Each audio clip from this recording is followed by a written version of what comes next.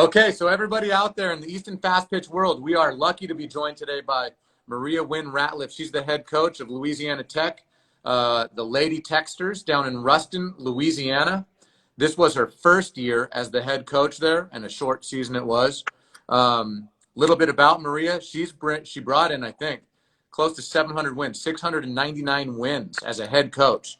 So you've been doing it for a long time. Western Nebraska JUCO, Tyler JC.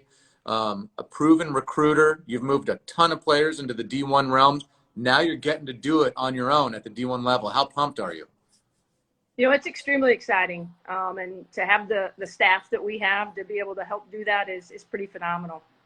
That's great. I mean, you roll into Ruston, and it's a program that's kind of set up for success. They've had some really good seasons the last 5 years. I think they've won 2 Conference USA championships in the past 3. So it's got to feel good to take over a program that is enjoying a lot of success right now. Talk a little about the success you've got there. It's been phenomenal. I mean, Coach Montgomery did a great job. Coach Galloway, many years ago did a great job to set the foundation of the program. Yep. And to be able to follow 2 tremendous coaches, I think, is a great honor for me and for the university to choose, me to lead the program. And our goal is to continue to build upon the success that they've had. And so I think we have some great young kids coming in. I think we have some great returners. So we're really excited about the future of Lady Texter softball. And some things that are going to be happening for us, in the next few months. Facilities and things like that, and getting the young ladies back on campus. That's awesome. So, I mean, you guys, let's talk about the season for a second. You guys, really weird year. You guys, I think, had won 4 of your last 5 games, so you were getting on a little bit of a roll, rolling into conference play, and then boom, the season ends really quick and abrupt. Kids have to go home all over the country. How do you guys deal with that as a coaching staff?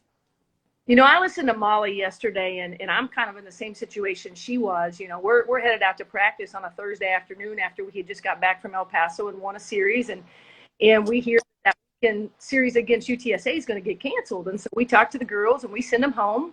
Go be with your families. We don't know what the future is going to look like, and I hug them. I didn't get to give them a proper goodbye. And so that I think is a little bit challenging for me to kind of set with a little bit. If I could go back in time and change that, my approach might have been a little bit different, but I was very positive in trying to be proactive for them, that we were going to get to be back on the field and those seniors were going to get to finish that season. So, as a staff for us, we've been really just trying to do some one-on-one stuff. I know so many people are doing Zooms and all these other things, and not that we haven't done it, but we kind of split up in groups with the team.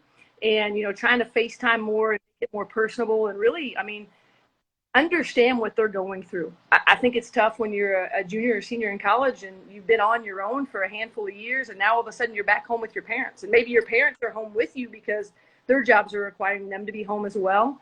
So I think just really trying to relate to them and work on their mental well-being. We really wanted to help. Amber Burge is the backbone of our program as far as academic support. So we wanted to help her as well because, obviously these are uncharted waters for all of us. Trying to give her a little bit more support on the academic side. We finish up school this week. So we've got some players that are actually coming back to the area to move, into different apartments or come and get their stuff, some stuff like that. So, as a staff, we're meeting, multiple times a week, talking about the future of the program with Coach Shelton and I new this year. Looking at evaluating what we liked, what we disliked, and, how we can continue to grow as leaders, and also how we can grow the program to continue on success. It's good stuff right there. And,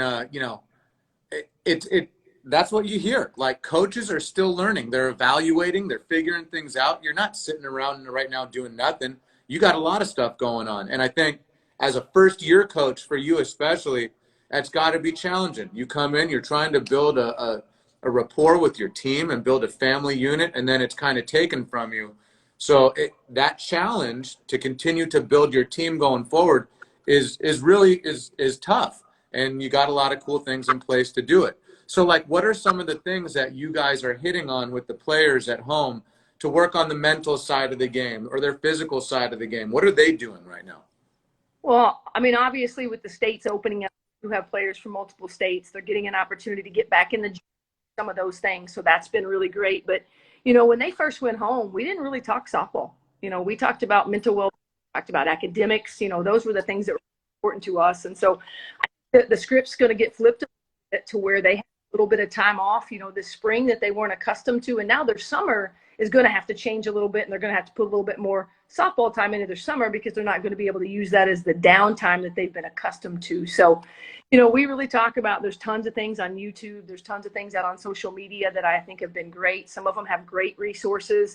People with younger siblings or older siblings that can go out and play catch with them and do some things. Right. So now that something's opening up, I think that it's going to give them more availability, to really work on their skill set. And so that's kind of what the way that we want to approach it is. Maybe you've used these last couple of months just to really kind of focus in on you. And now let's start to think more now about our team and what's going to happen in 2020 when we get to return to campus. Hopefully that'll be in September because we're on the quarter system. So we start a little bit. But, just working on everything. I think the most important thing for young people to understand now is how to be a great teammate. I think all of these, athletes come from these amazing programs, and then they get to their college or university, and there's 24 of them. And in softball, only 9 or 10 of them are going to consistently play in that game unless you've got a pinch hitter or, the DP flex or, some things like that. And so figuring out how to be a great teammate, both mentally and physically, and then figuring out how to embrace your role. And your role could change often. So just wanting to, do what's right for your team, I think is what we've really been trying to talk to our players about with the eligibility relief. We're going to return some players we didn't think we were, and that's going to happen futuristically for the next 4 years. But, how can you be a great teammate? And mentally, how can you be a great teammate? And then physically, how can you be a great teammate? How are you going to make yourself better, and how are you going to make your teammates better? Coach, I absolutely love that. I could listen to that for all day. I mean, being a teammate is so important. And how do you, going on a little bit more, like how do you learn what your role is on a team? When you come in to Ruston and you join 24 girls who are stud players, how do you figure out what your role is? How long does that take a player typically? Well, I think that's communication and a lot of transparency from the coaching staff to the players. Some of it's easy. I think you can look at player production, and some of that's easy to figure out. Hey, I might be the backup, and I don't need a coach to tell me that. Yeah. And then you have to have some really hard conversations that, unfortunately, the self-awareness just is not from the player to the coaching staff, just doesn't match up. And so that's where you have to really be honest and really communicate to them about, hey, this is where we see you. And if you don't see yourself there, then we need to figure out how we can better get you to understand where that's at. And your freshman year, your role might be to pinch run or to pinch hit. And then your sophomore year might be to step in and really give us some innings. And then by the junior year, you might be in that starting role. But I really think it just comes down to, getting the right players in your program that understand your verbiage and then also understand how to accept those conversations and don't allow those really challenging, we call them big girl conversations, to hurt their feelings or to not allow them to be empowered. And I think that's the most important thing in our jobs is to be able to empower young women in a very, different aspects of the game. And so I just think it's really, really important that they understand the role and that they give us the best 100% they can give us every day in that role. Great stuff. Great stuff. You're not only coaching softball players, you're coaching people for life. So important. You're doing a good job of that. All right. So I really want to touch on the facilities out there. So I know that Louisiana Tech has invested a lot in sports and softball. With your success, I've heard word on the street is they're building you guys a sweet new facility because that tornado rolled through last year and took it out. So talk a little about the facilities you guys have going out there.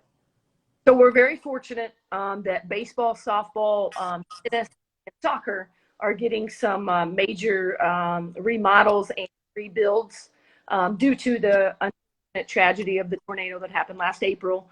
And currently, with everything going on, everything is on plan. Softball and soccer is going to move their facility basically I'm really bad with north, south, east, and west, but on the north side of the football field. So previously we were on the south side. So we're basically just picking up and going on the other side of the football field. But what's going to be amazing about it is we're both getting brand new stadiums, and inside those stadiums, or in between those stadiums, I should say, we're getting a state-of-the-art facility that's going to house our coaches' offices, a training room, locker rooms, team rooms, film rooms, our own hitting facility. So, we're extremely excited that this multi-million-dollar stadium slash facility is going to be available for us in the spring of 2021. For the state of Louisiana, we're super excited. We've got LSU coming to open the stadium for us. Wow. So we think that's going to be something that's really, really exciting, not only for Louisiana Tech, for the city of Ruston, but the whole state of Louisiana as well. So from a recruiting standpoint, it's been huge. I think, Coach Galloway, Coach Montgomery, all the alumni, something that's going to speak volumes for them. You hate that a tragedy happened, but the history and the future of our program, I mean, it's so phenomenal. They deserve it. And from a coaching staff, we're extremely excited. I know our current players are excited. We're having a Zoom meeting with our alumni next week, to kind of talk about the new stadium and kind of what's going on, and really trying to get them to get involved and get on board of what we're doing, and really try to bring them back into the program. So that's something, that we've used the last couple of months as a staff to spend some time on, because I think that's really, really important, that we're getting some unique things within the program, and to make sure that they have buy-in and make sure that they feel important as well, because they're a huge part of this as well. You guys are definitely set up for success, and you are extremely busy. A lot of stuff going on out there in Ruston. It's got to feel good. Absolutely. Hey, we love having you guys on Team Easton, swinging the ghost bats. I appreciate you jumping on with us today, Maria. Give those kids out there one more little bit of motivation as they continue to trudge through this to get back on the field. Man, just want to be good. Want to be good for yourself. Want to be good for your teammates. Want to be good for your family and your community. Do the little things right. Gritty is my, I want gritty kids. And so, be the kid that wants to be first at the field, the last one to leave, and just have your uniform dirty. Your mom likes that. So, just work hard. Give everything you got. Be the best that you can be, and give your best. So give your 100% every day, whatever that 100% may be. Good stuff. Everybody out there, stay safe, stay ready. Maria, thanks for joining us today. Thanks for being a member of Team Easton. We'll talk to you soon. Thanks so much, BK. Appreciate it. Okay, bye. Bye-bye.